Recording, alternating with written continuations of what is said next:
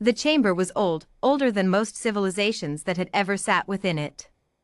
The Galactic Council Hall on Varith Prime had witnessed the rise and fall of 47 spacefaring species. Its crystalline walls hummed with stored memory, with the weight of 10,000 years of interstellar diplomacy, war, and uneasy peace. Today, it would witness something it had never seen before.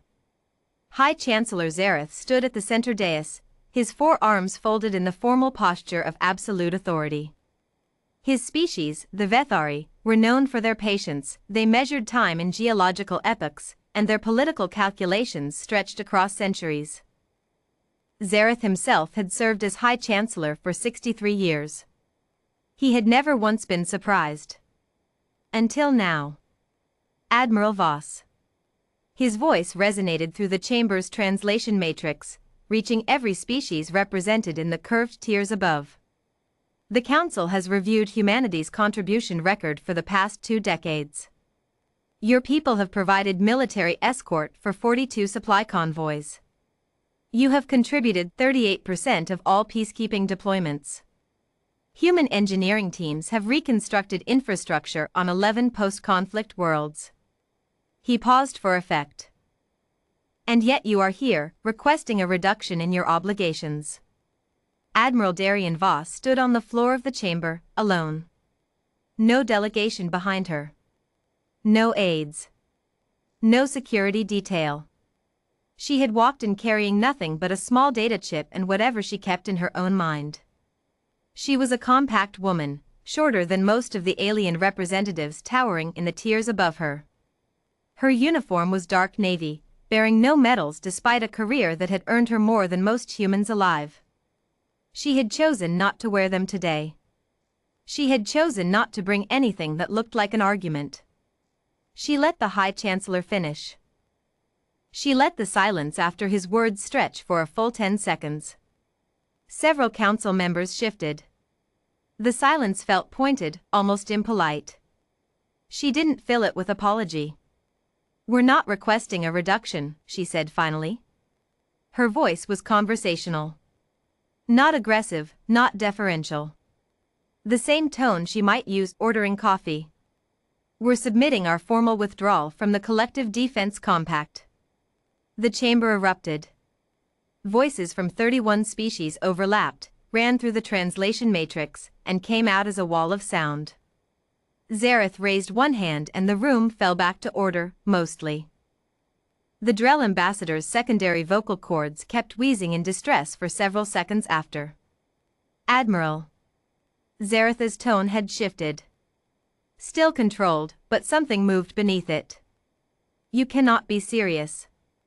"I'm always serious in formal session, High Chancellor. Humanity makes up the backbone of Council military infrastructure. You cannot simply." "We can." She held up the data chip between 2 fingers. "This contains the formal documentation. Transfer of our equipment and forward bases begins in 90 days. Personnel rotation out begins immediately."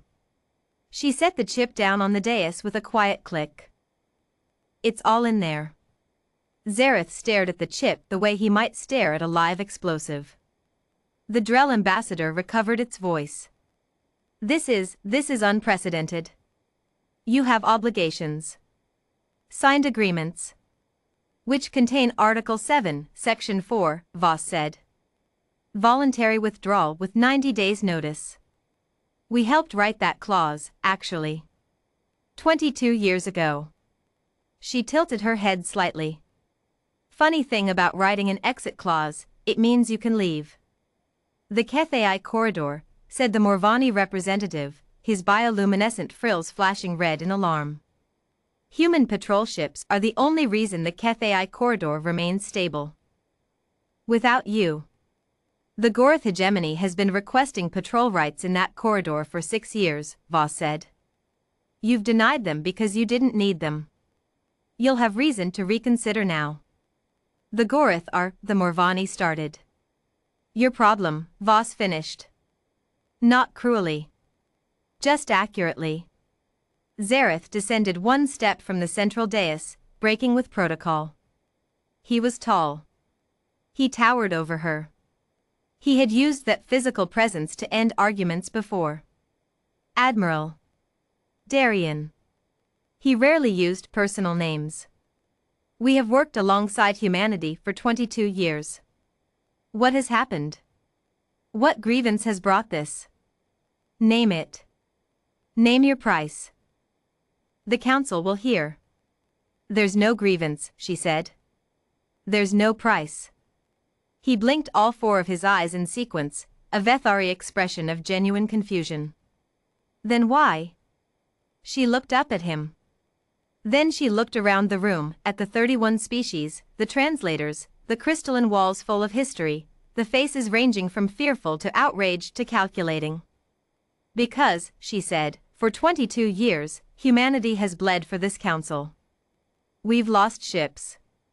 We've lost people. We've rebuilt worlds that weren't ours. We've kept peace between species that, frankly, didn't like each other much and didn't like us either. We did it because we believed in what this institution was supposed to be.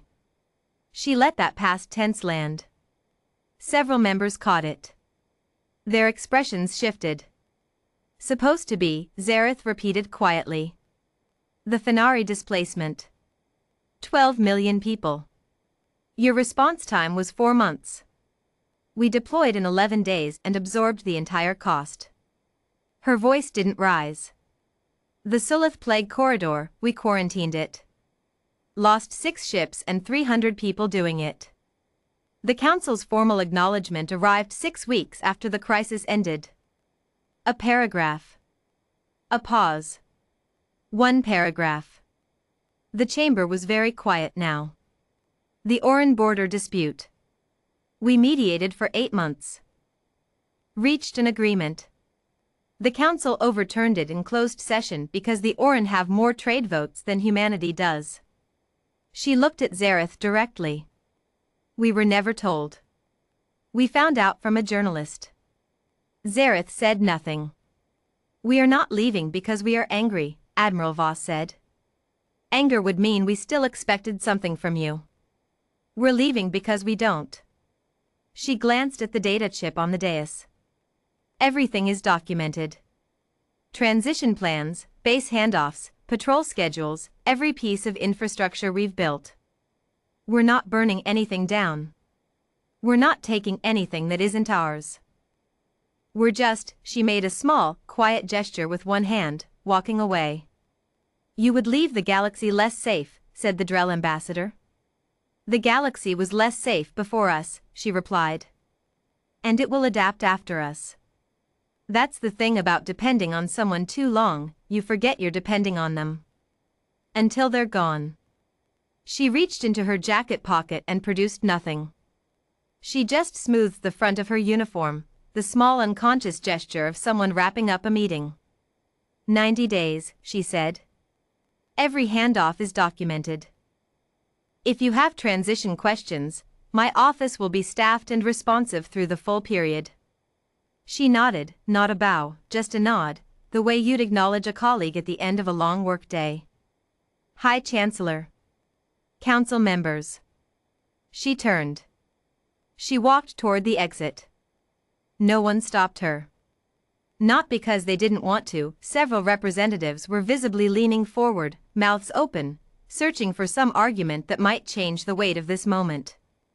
But there was nothing to grab onto. She had left no opening. She had not accused them. She had not threatened them. She had not made demands they could negotiate. She had simply stated facts, placed documentation on the table, and begun to leave. Halfway to the door, the Morvani ambassador finally found words. Admiral, humanity cannot simply abandon its responsibilities to the... She stopped. Did not turn around. We didn't abandon them, she said quietly. We fulfilled them. For 22 years. And then we decided that fulfillment had a reasonable end.